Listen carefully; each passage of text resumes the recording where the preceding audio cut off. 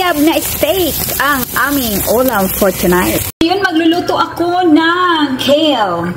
Yan, lagyan ko ng konting olive oil para magpag-isa tayo sa ating mga spices. So ngayon ilalagay ko ang aking bawang. Yan, at konting brown ko siya, no?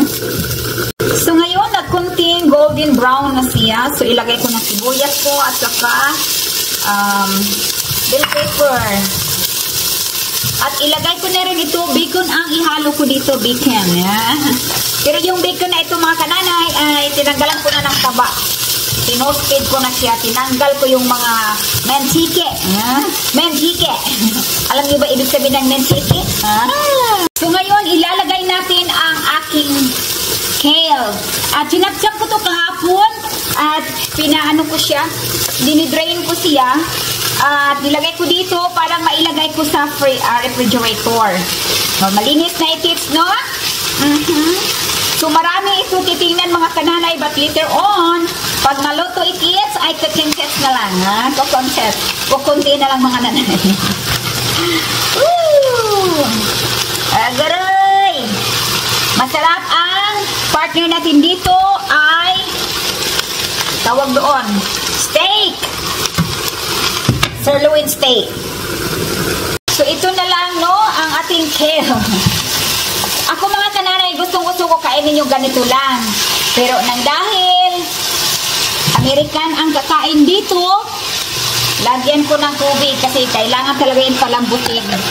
Ganyan sila mga nanay dito sa Amerika, itong mga puti. Gusto nila malambot talaga. Kung hindi ka na, wala nang, ano ba, sa atin, half cook sa atin.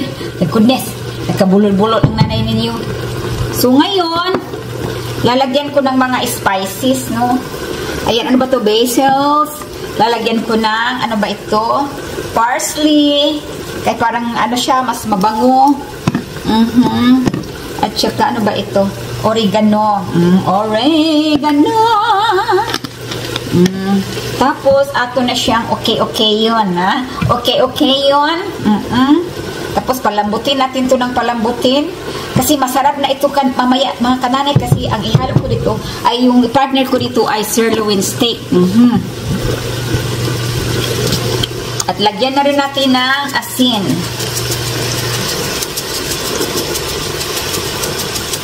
Yan, bacon ang ano natin. Ang hinalo. So, ayan, palambutin ko lang ito ng palambutin mga nanay. Wala na tayo usapon ba?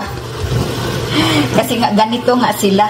Pag ako gusto ko yung ano lang, yung walang sabaw. Hindi na sabawan ba?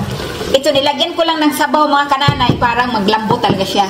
Yab na steak ang aming ulam for tonight. Thank you!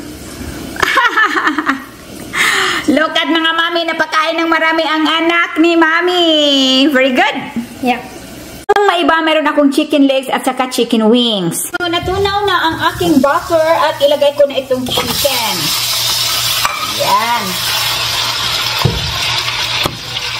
Ilalagyan ko na rin ng luya parang mabango ang aking chicken. Ako ng sauce, ito meron akong honey, meron akong ketchup.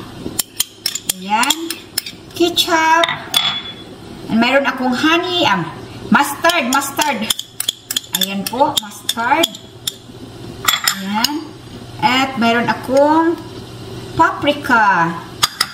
Ayan. Meron akong tawag dito, paminta.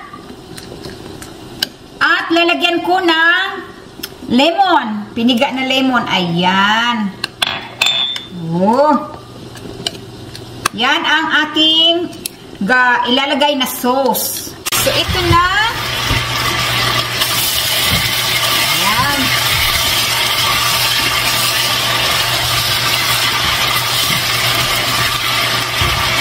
At ilalagay ko na ang glaze or yung sauce ko.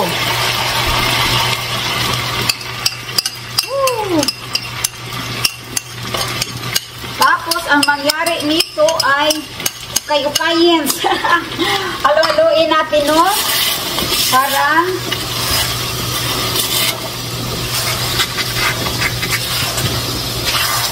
finished product ng Nanay Jenny. What's this called again? Glazed chicken? Yeah, chicken glaze. Glaze? Okay, bite. How much glaze got on me?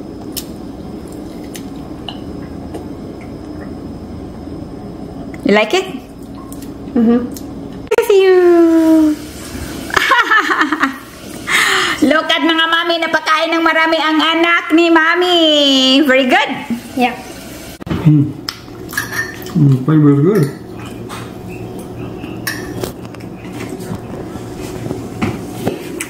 Okra. Chicken. Okra. And chicken with honey. Honey, honey. Honey, honey. It's good.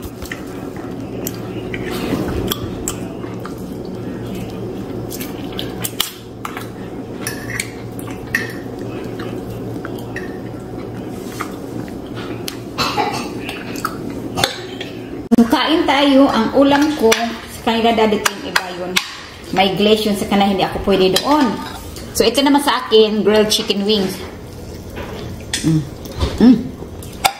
Salt lang mga kamami and pepper. It's good. It's good. A good chicken with the pickled.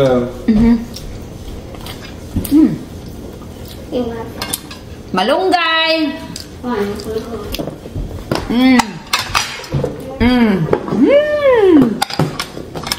Lamig kayo.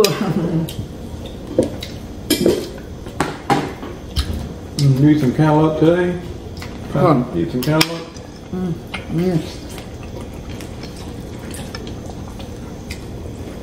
We come home. He ate. After he ate, we run the store because I don't have rice.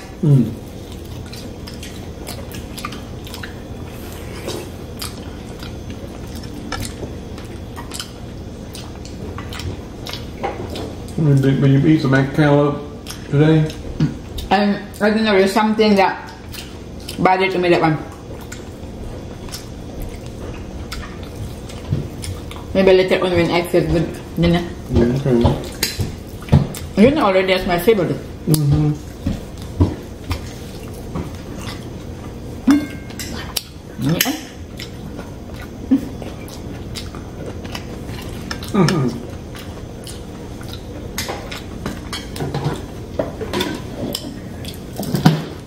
Shoot ang paper lang. The cat left.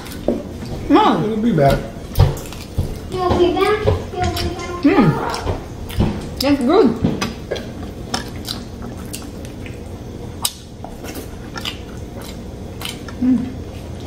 Sarap ng gulay ko mga nanay.